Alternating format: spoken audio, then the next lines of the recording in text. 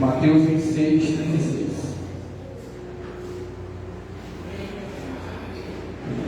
Todos acharam?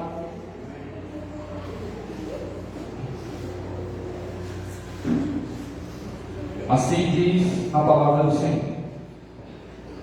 Então Jesus foi com seus discípulos para um lugar chamado Getsemane e lhes disse: sentem-se aqui, enquanto vou ali orar.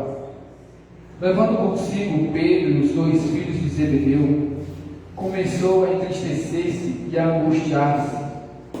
Disse-lhes então: a minha alma está profundamente triste, numa tristeza mortal. Fiquem aqui e vigiem comigo. Indo um pouco mais adiante, prostrou-se com o rosto em terra e orou: meu Pai, se for possível, afasta de mim este cálice.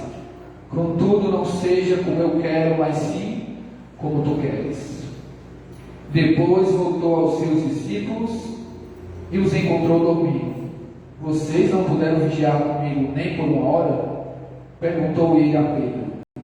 Vigie e ore, para que não caia em tentação. O espírito está pronto, mas a carne é fraca. Somente até aqui. Vamos orar mais uma vez. Querido Deus e eterno Pai, te damos graças, Senhor, pela tua infinita graça, tua infinita bondade, teu infinito amor. Pai, sabemos, Senhor Deus, que todas as coisas cooperam para o teu bem. Senhor Deus, durante essa semana, Senhor Deus, muitas coisas aconteceram em nossas vidas, mas nenhuma delas, Senhor Deus, fugiu do teu controle. Abençoa, Senhor Deus, continuamente a tua igreja. Abençoa, Senhor Deus, continuamente, por meio do teu Espírito, com o qual nós somos selados. Por meio, Senhor Deus, da tua palavra, onde obtemos, Senhor Deus, o conhecimento de ti. Pai, sabemos sim, Senhor Deus, que tu és fiel, fiel, Senhor Deus, às tuas promessas, porque, Senhor Deus, nós não somos merecedores dela, mas estamos aqui, Senhor Deus, diante da tua presença, Pai, mais uma vez, para ouvir uma porção da tua palavra. Fala aos nossos corações, Senhor Deus, continuamente, porque necessitamos, Senhor Deus, continuamente da tua graça, do teu amor e também, Senhor Deus, da tua misericórdia. Te rendemos graças em nome de Jesus. Amém. Glória a Deus. Essa passagem é uma passagem muito conhecida. Jesus ali já está no fim do seu ministério terreno, físico, e Jesus ele chega no jardim chamado Getsemane. Ou seja, nós da comunidade cristã de Getsemane sabemos o que é e o que significa essa palavra. É o lagar da prensa, né? A prensa. E nós entendemos aqui que Jesus chega no Getsemane entendendo o que ele vai sofrer. Novamente, para quê? Para ser provado. Jesus, ele vai com seus discípulos para este lugar, situado aonde? No Monte das Oliveiras. Era um costume de Jesus ir ao Monte das Oliveiras. Lucas 22, versículo 39, João 18:2 diz que Jesus sempre estava ali para orar. Jesus estava indo para quê? Para ser provado. Anteriormente, no mesmo capítulo, Jesus chega para os seus discípulos e diz: alguns de vocês vão me trair, o filho comum vai ser entregue, vai ser açoitado e vai ser crucificado. Alguns dos discípulos, o próprio Pedro, ele faz uma afirmação no versículo 35: mesmo que seja preciso que eu morra contigo, nunca te negarei. E todos os outros discípulos disseram o mesmo. Aqui nós vemos que podemos nessa passagem tirar algumas lições. Em algum momento, eu estava até vendo em casa, eu ministrei essa mensagem no foco da oração de Jesus, porque nós devemos também aplicar isso. Mas aqui, lá na frente, eu quero ter com o propósito de falar sobre a vigilância do povo de Deus. Eu parei exatamente no versículo 41. Posteriormente, continuaremos os demais versículos. O que é que diz no versículo 41? Versículo que a gente sabe de cor: vigie e ore para que não caia em tentação. Essa afirmação, essa exortação do nosso Senhor Jesus, ela é repetida algumas vezes em Marcos e em Lucas. Só que em Lucas ele não fala de orar, ele diz vigie, para que não caia em tentação, mas o entendimento é o mesmo. Amém? Jesus exorta os seus discípulos a vigiar e orar. Eu fui pesquisar a palavra vigiar. Interessante. É estar atento, velar. No Velho Testamento dá um entendimento que é estar acordado. Tem uma cidade no Pará, cidade bem antiga, chamado Vigia. Olha, interessante o nome da cidade. E ela era uma cidade estratégica que os colonizadores colocavam ali perto das embarcações. Para quê? Para que os contrabandistas não entrassem na cidade. Ou seja, era uma cidade que tinha esse foco de vigilância, de proteger a capital. E esse é o entendimento real de vigiar: é proteção, é estar acordado, é estar em sentimento. Neste versículo, devemos, como as demais palavras de toda a Escritura, nós devemos nos atentar, que é exatamente o significado. Vigie e ore para que não caia em tentação. Eu não sei se os irmãos já ouviram falar uma palavra sofismo, ou sofista, né? Não é de surfista, de surfar. O sofismo é uma verdade que, na verdade, é um argumento ardiloso que, aparentemente correto, que pretende induzir o erro, enganar ou silenciar o oponente. E esse sofismo vem de quê? Dos sofistas. Os sofistas eram mestres da Grécia Antiga que usavam o quê? Uma retórica, argumentos magníficos para quê? Para ganhar debates e transformar verdades em meias verdades, consequentemente em mentiras. Por que eu disse isso? Porque, irmãos, porque hoje em dia o sofismo ele adentra na igreja cristã. Por quê?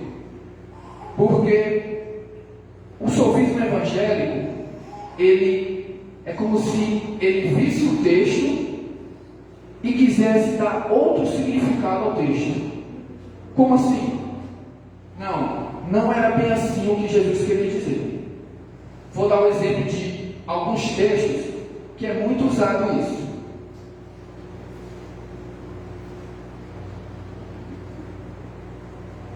Sede perfeitos como o Pai de vocês é. Sede santos como eu sou santo. De modo algum riscarei o seu nome do livro da vida. São textos que alguns mestres da argumentação, da retórica, às vezes não é bem isso. Jesus quis dizer algo, ou seja, eles querem colocar uma verdade para algo mais light. Eu vi um comentário de um irmão que ele disse que não é porque eu não consegui que alguém não venha conseguir. Não é porque eu não senti que eu posso dizer que alguém não sentiu. Não é porque eu recebi algo de Deus que alguém não tenha recebido.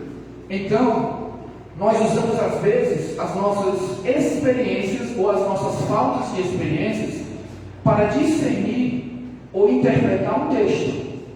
E isso a gente tem que ter muito cuidado. John Newton, ele fala algo que eu achei muito interessante, que eu quis trazer para a igreja. Ele diz: atribuirei todas as aparentes incoerências da Bíblia à minha própria ignorância. Quando eu não entendo, quando eu não consigo encaixar, eu não vou tentar de forma alguma colocar algo no texto que não está.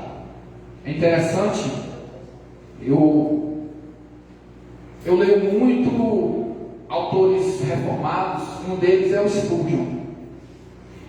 E ele, ao interpretar um texto que parece ser contrário àquilo que ele crê, ele disse assim: eu prefiro estar incoerente comigo mesmo do que ser contra as Escrituras. Se o texto está dizendo isso, então eu vou seguir. Então, são coisas que o sofismo evangélico quer trazer para nós e devemos ter cuidado. E aqui, no versículo 41, Jesus, ele exorta os seus discípulos. E é interessante que ele fala a Pedro, e ele levou quem com ele? Pedro e os filhos de Zebedeu. Nós entendemos que era o primeiro grupo dos discípulos, os discípulos mais chegados do Senhor Jesus. E esses discípulos, irmãos, foram aqueles que viram o quê? Jesus transfigurado. Jesus que o próprio Deus chegou para eles e falou: este é meu filho amado, escutai a ele. Você vê que ali tinha Moisés e Elias. Alguns que interpretam essa palavra, e eu acredito dessa forma, diz que Moisés representava a lei, Elias representava os profetas. É como se fosse a velha aliança. Deus chega para os discípulos e diz: escutai a ele, que ele é a nova aliança, ele que vai trazer uma nova esperança para o povo de Deus. Amém?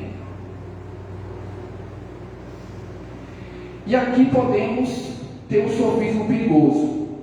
O quê?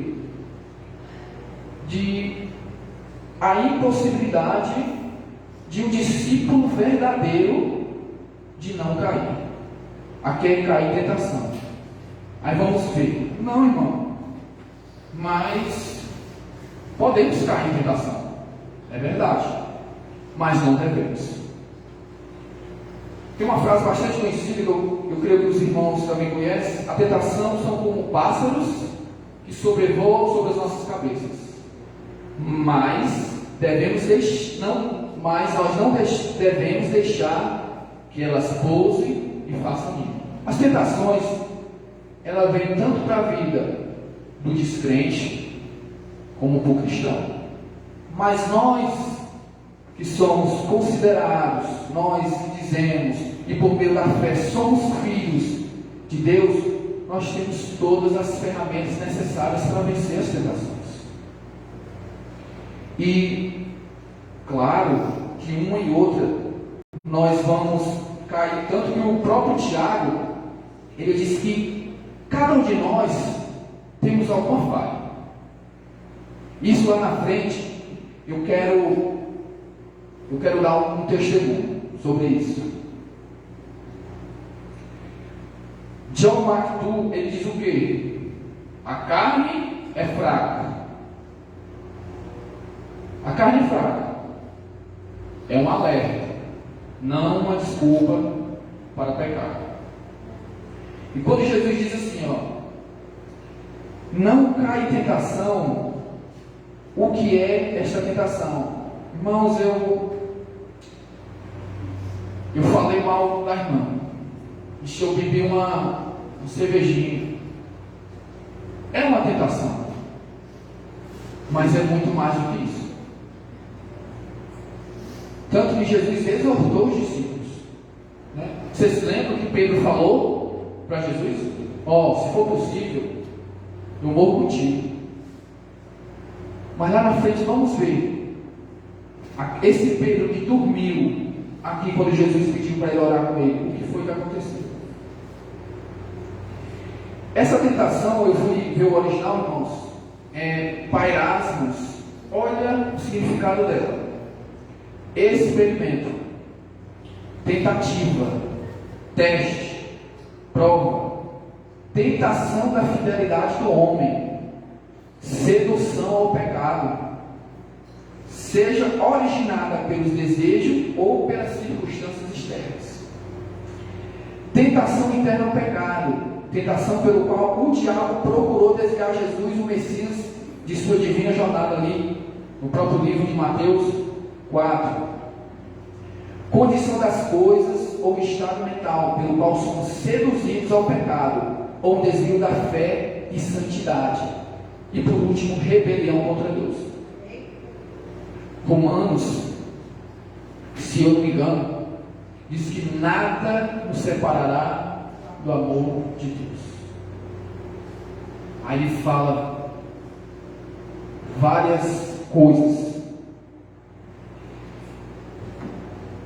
mas a palavra de Deus diz que o que nos separa do nosso Criador, do nosso Deus, é o nosso pecado. E esse pecado está justamente alastrado aqui. O Senhor, Ele se preocupa com seus discípulos. Ele se preocupa com os apóstolos. Se isso é uma lição para cada um de nós. Vemos que a exaltação do Senhor merece muita atenção. Como disse o próprio Jesus na oração do Pai Nosso. O que ele disse? Em Mateus 6,13: não nos deixeis cair em tentação. Faz parte da oração do Pai Nosso. É um ponto que ele faz o quê?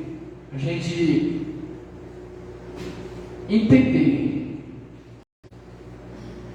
que devemos buscar a Deus, devemos procurar o auxílio de Deus para não cair nas tentações. Jesus ele exorta os discípulos pelo menos 2 vezes. O restante da passagem diz que Jesus foi e voltou. Foi e voltou. Das 2 vezes, ele encontrou os discípulos o quê? Dormindo. Marcos, ele diz o porquê eles estavam dormindo.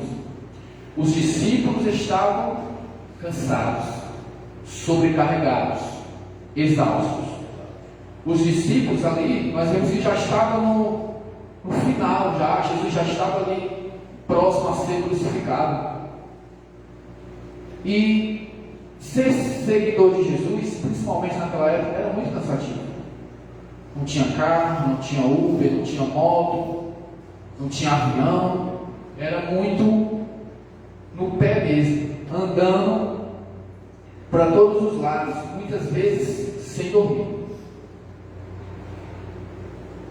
E parece ser algo assim, bem natural, bem compreensível, né?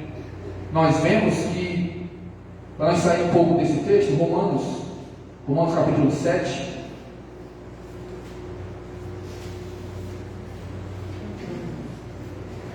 o próprio Tiago diz que todos nós tropeçamos de alguma forma. Tiago 3,2, para quem quiser anotar. Aqui em Romanos 7, o apóstolo Paulo, ele explica a fraqueza do cristão. Ele explica que um cristão verdadeiro, sim, tem suas fraquezas. Vamos ler aqui o texto. Romanos 7, a partir do versículo 7.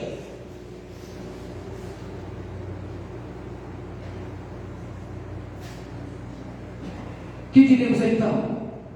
A lei é pecado? Maneira nenhuma, de maneira nenhuma. De fato, eu não saberei o que é pecado a não ser por meio da lei, pois na realidade eu não saberia o que é cobiça se a lei não dissesse, não cobiçarás. Mas o pecado, aproveitando a oportunidade dada pelo mandamento, produziu em mim todo tipo de desejo cobiçoso, pois sem a lei o pecado está morto. Antes eu vivia sem a lei, mas quando o mandamento veio, o pecado reviveu e eu morri. Descobri que o próprio mandamento, destinado a produzir vida, na verdade produziu morte.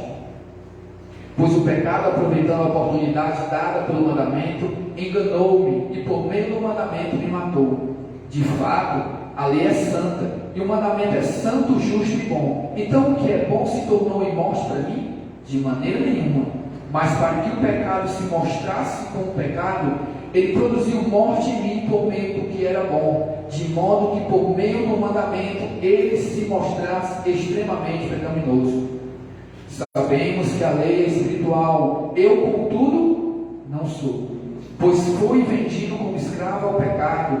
Não entendo o que eu faço, pois não faço o que desejo, mas o que odeio. E se faço o que não desejo, admito que a lei é boa. Neste caso, não sou mais eu quem faz, mas o pecado que habita em mim. Sei que nada de bom habita em mim, isto é, em minha carne, porque tenho o desejo de fazer o que é bom, mas não consigo realizá-lo, pois o que faço não é o bom, não é o bem que desejo, mas o mal que não quero fazer. Esse eu continuo fazendo. Ora, se faço o que eu não quero, já não sou eu quem faz, mas o pecado que habita em mim. Assim encontro esta lei que atua em mim.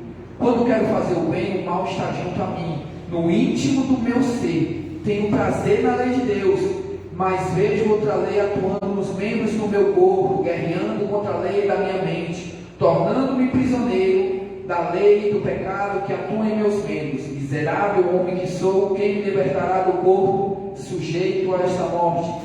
Graças a Deus por Jesus Cristo nosso Senhor, de modo com a mente eu próprio sou escravo da lei de Deus, mas com a carne, da lei do pecado. Aqui Paulo, ele deixa bem claro que existem duas naturezas dentro de nós, e Jesus conhecia. E é por este motivo que Jesus exorta os seus discípulos. Por quê? Vigiai e orai para que não caia em tentação. É uma exortação séria. Voltando para o texto, irmãos, Mateus 26.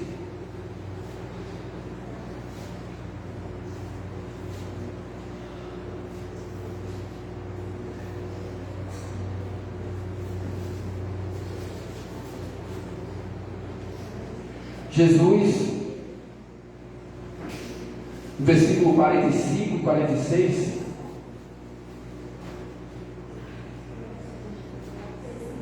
vamos continuar no 42. E retirou-se outra vez para orar: meu Pai, se não for possível, afasta de mim este cálice, sem que eu beba, faça-se a tua vontade. Quando voltou de novo, se encontrou dormindo, porque os seus olhos estavam pesados. Então os deixou novamente e orou pela terceira vez, dizendo as mesmas palavras. Depois voltou aos discípulos e disse-lhes: vocês ainda dormem e descansam? Chegou a hora. Eis que o Filho do Homem está sendo entregue nas mãos de pecadores. Levantem-se e vamos. Aí vem aquele que me trai.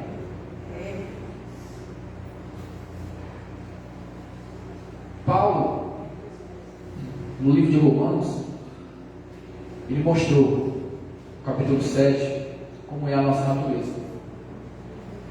No capítulo posterior, ele também nos mostra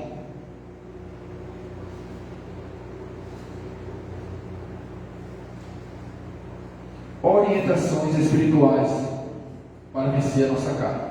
Eu queria ler dois versículos, 8 Romanos 8, versículos 5 e 9. 5 e 8. Você não precisa, quem quiser, mas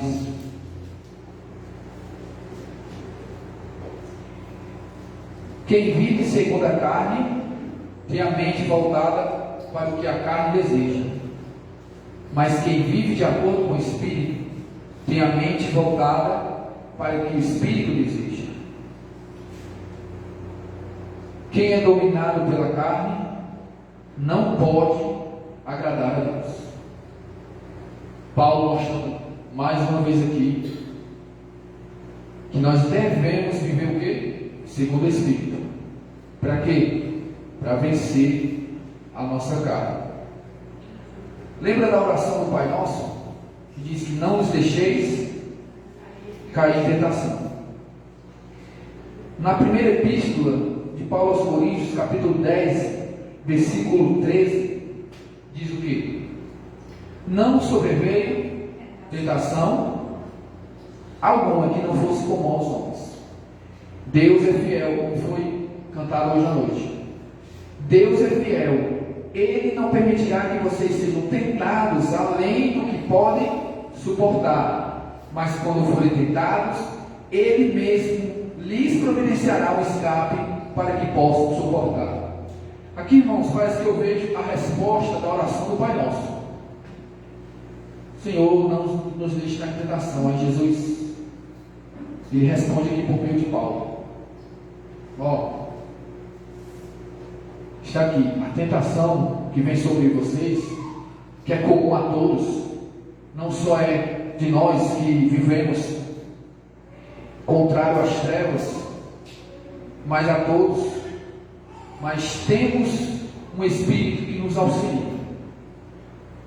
Louvado seja Deus. Então podemos compreender que as exortações de Jesus aqui e por toda a palavra de Deus são verdades vitais. Não devemos olhar as verdades bíblicas com o nosso olhar, mas com o olhar de Deus sobre nós. Por esse motivo, compreendemos e entendemos que é possível acontecer conosco. Então aqui não se trata de um sofisma. Agora, por que devemos vigiar? Primeiro, porque o fruto da nossa não vigilância, que é a queda, a prática do pecado, entristece o Espírito Santo de Deus. Consequentemente, zombamos da obra do Senhor em nossas vidas e desagradamos nosso Deus e Pai. E a consequência disso é que nos afastamos progressivamente do Senhor, levando-nos novamente a viver como outrora e voltar a estar debaixo da ira de Deus. Ou seja, quando nós entendemos as consequências das tentações, das quedas das tentações, nós precisamos cada vez mais buscar vencer. E eu queria trazer alguns pontos aqui, como vencer elas. O próprio Jesus nos ensina. Primeiro, alguém dá um chute? No texto mesmo, ele diz: orar. Vamos pular aqui a sequência. É vigiar e orar, mas vamos para orar. Jesus estava em mais uma provação. O que ele foi fazer? Foi orar. Jesus é um modelo em tudo. Já ministrei essa passagem focada só na oração de Jesus. Jesus é um modelo em tudo. E é interessante que os discípulos estavam o quê? Cansados, estavam sonolentos, estavam exaustos. E Jesus? Jesus não estava? Provavelmente mais do que eles. Por quê? Porque naquele momento, naquele contexto, Jesus era o foco. Jesus pregava de manhã, ao meio-dia, de tarde à noite, e nos tempos de sobra ele faz o quê? Orar. Orar, pregar. Ele dizia que a comida dele era o quê? Fazer a vontade do Pai. Essa é a minha comida. Os discípulos preocupados para saber o que ele ia comer. Jesus, tu não vai comer? Pois é, a minha comida é fazer a vontade do Pai. Os discípulos pediram para Jesus ensinar ele a orar. Aí eles oraram. Não foi pregar, mas foi orar. E aqui eu abro uma nota de rodapé. A dificuldade que nós temos, e isso eu me incluo nesse ponto, oração. A igreja atual, principalmente a do Ocidente, está com uma dívida muito grande diariamente sobre a questão da oração. Mas vemos aqui que é vital orar para vencer as tentações. E um detalhe: se Jesus, que é o Filho de Deus, imagem e semelhança, a plenitude do Pai, orava, e nós, vários, fracos, porque negligenciamos. E quando eu estou aqui, irmãos, como o pastor na oração frisou bem, eu tenho o costume de realmente trazer uma mensagem que Deus falou comigo. E isso aqui foi muito impactante em relação a isso. Aqui não é nenhuma novidade. Aqui eu não trago nada de novo. Mas o apóstolo Paulo diz o quê? Repetidas vezes eu vim a vocês falar novamente sobre isso. Por quê? Porque muitas vezes nós temos esse esquecimento natural. Isso vem de quê? De uma inclinação da carne.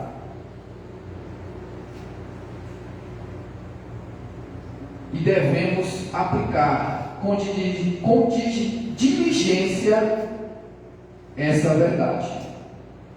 O apóstolo Paulo, ele tomou para si essa verdade. Por isso, se tornou homem de oração, assim conseguiu completar sua carreira e guardar a fé. Colossenses 4:2, dediquem-se à oração. Efésios 6:18, orem em espírito em todas as ocasiões. 1 Tessalonicenses 5:17, orem continuamente. Dentre outros. Nós entendemos que a primeira coisa aqui é o quê? É orar. Mas basta só orar? Não. Devemos também vigiar. Gostaria de trazer um exemplo do Velho Testamento. Quem se lembra de Neemias? Neemias, ele estava ali construindo com o povo os muros. Teve alguns homens ali se opondo à reconstrução. E versículo Neemias 4, versículo 8, diz assim: todos juntos planejavam atacar Jerusalém e causar confusão, mas nós oramos ao nosso Deus. E pronto? Não. Oramos ao nosso Deus e colocamos guardas de dia e de noite para protegermos dele. Olha que interessante aqui. Guarda, proteger. É o sinônimo de quê? De sentinela, de vigilância. Então, Nesse texto nós vemos que é necessário a oração, é vital, mas também vigilância. E o que é viajar? Vigiar. Eu aplico a palavra de Deus. Como nós sabemos, é um texto bastante conhecido. Às vezes nós entendemos palavras, compreendemos, sabemos de qual algumas passagens, mas vigiar é muito mais do que ler. É compreender, é meditar e mais ainda praticar. Olha, A.W. ele diz o seguinte: eu me recordo de um homem de Deus a quem foi perguntado: o que é mais importante? Ler a palavra de Deus ou orar? Ele respondeu: o que é mais importante para o pássaro? A asa esquerda ou a asa direita? Então a palavra ela complementa e é complementada pela oração. Sabemos que até para aprender a orar é preciso da palavra. E para compreender a palavra devemos orar. Louvado seja Deus.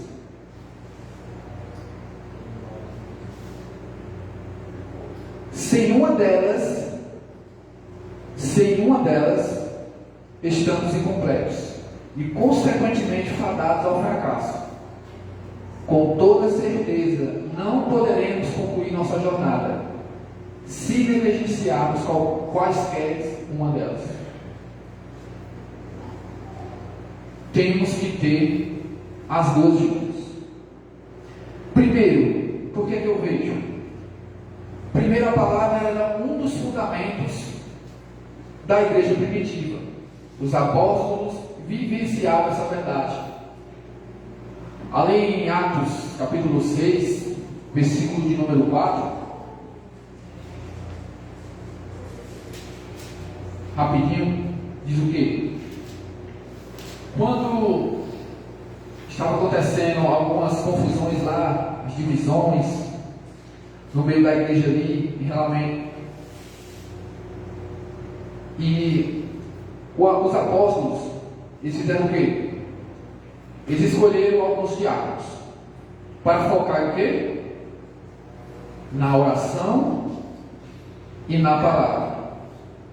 É um fundamento dos apóstolos. A igreja primitiva crescia com este fundamento. Segundo ponto, faz parte da armadura de Deus. Efésios 6:17. Para vencer o quê? Para vencer as ciladas de Satanás. E a palavra aqui, ciladas, significa artifícios, truque, arte, malandragem. Muitas vezes nós negligenciamos as exortações da palavra de Deus, porque muitas vezes nós desconhecemos o nosso inimigo. Nós vemos em muitas igrejas aí, irmãos, dizendo que Satanás vamos fazer isso com Satanás, vamos fazer aquilo, vamos dar uma rasteira nele. Irmãos, ele faz rir. Quantos homens de Deus e mulheres, conhecedores da palavra, que ministravam poderosamente, levaram a rasteira de Satanás. Nós temos às vezes nós temos essa dificuldade de compreender. Ele é muito ardiloso. Ele nada mais arrastou a terça parte dos anjos.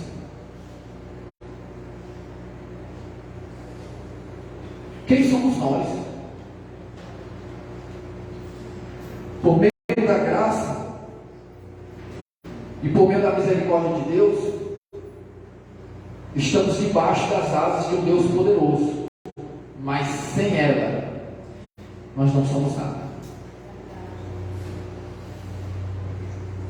E por último, e não menos importante, a palavra ela nos faz lembrar, compreender e entender toda a vontade de Deus.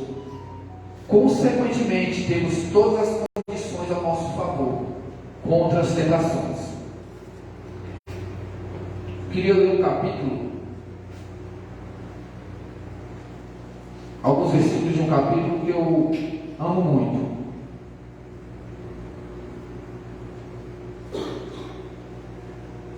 Salmo 119.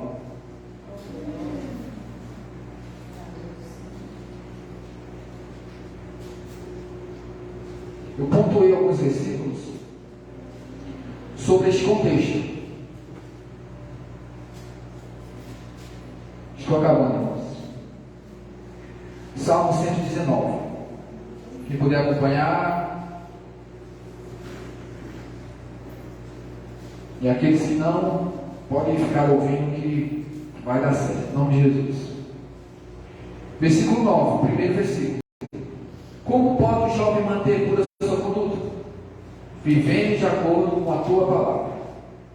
11. Guardei no coração a tua palavra, para não pecar contra ti.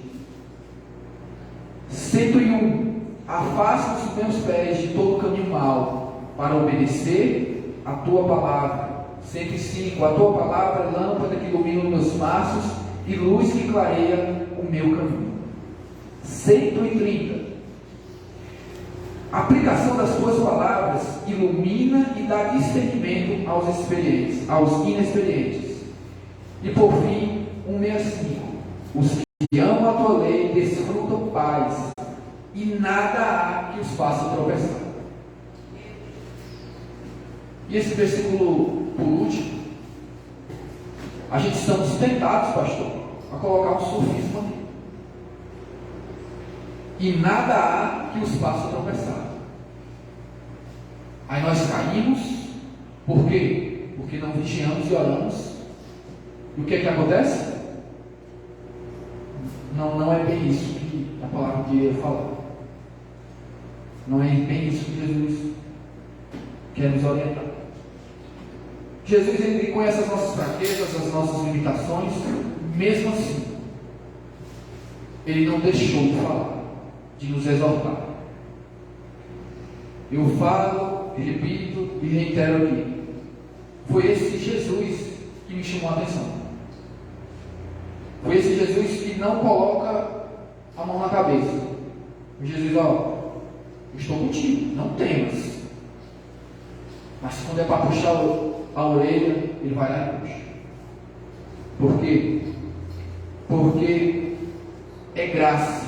E o que ele nos tem a oferecer é muito grandioso para a gente negligenciar, para colocar como os porcos.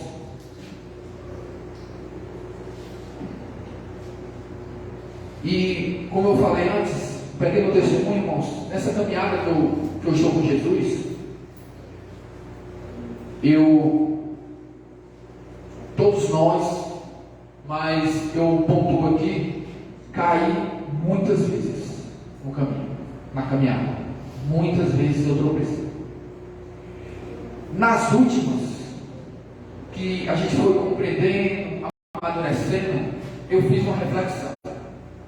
Por quê? Por que das quedas? E eu fiz uma análise durante os dias que antecederam as quedas. E foi justamente o que? Negligenciei a oração e a leitura da palavra. Todas as vezes. Quanto tempo eu tinha orado? Quanto tempo eu tinha meditado nas Sagradas Escrituras? E aqui eu abro outra nota de rodapé, irmãos. Não passemos muito tempo sem orar, sem meditar na palavra de Deus. Nós estamos dando brecha para o inimigo. O inimigo, ele vem e dá uma rasteira, ele está aqui, ó, só esperando. E a consequência de várias quedas, o que é, irmãos? Sabe o que é? Que pode acontecer? Um crente fervoroso, um crente zeloso, um crente que conhece a palavra de Deus, endureceu o coração e por fim apostatou. Por isso que Jesus ele não quer de nós negligência às suas palavras.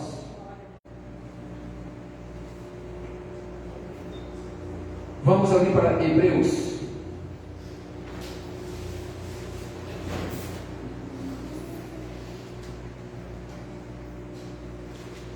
Hebreus capítulo 2.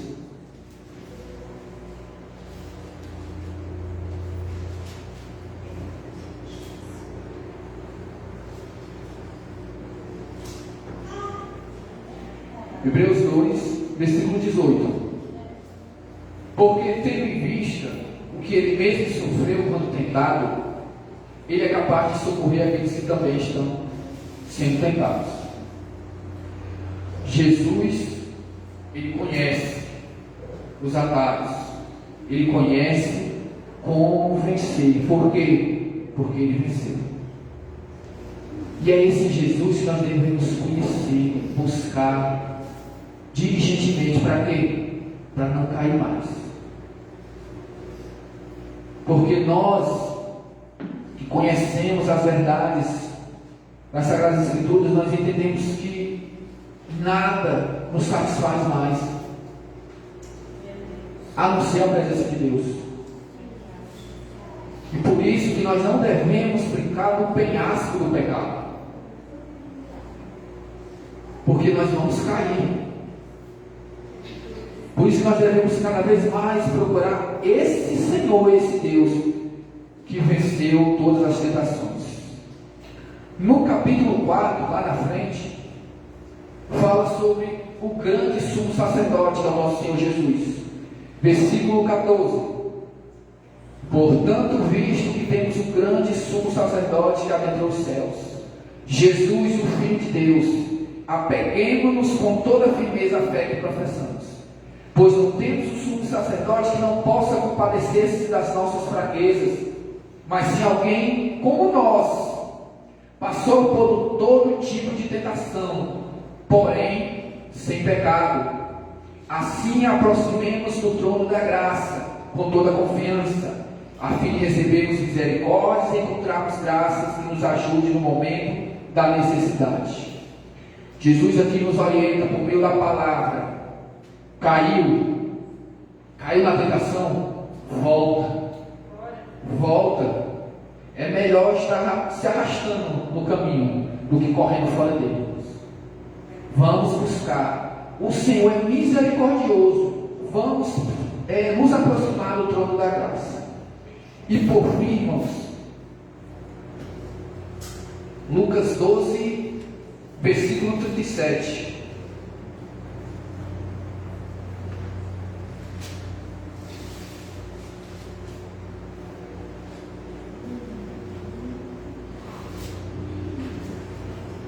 Felizes os servos, cujo Senhor os encontrar vigiando, quando voltar.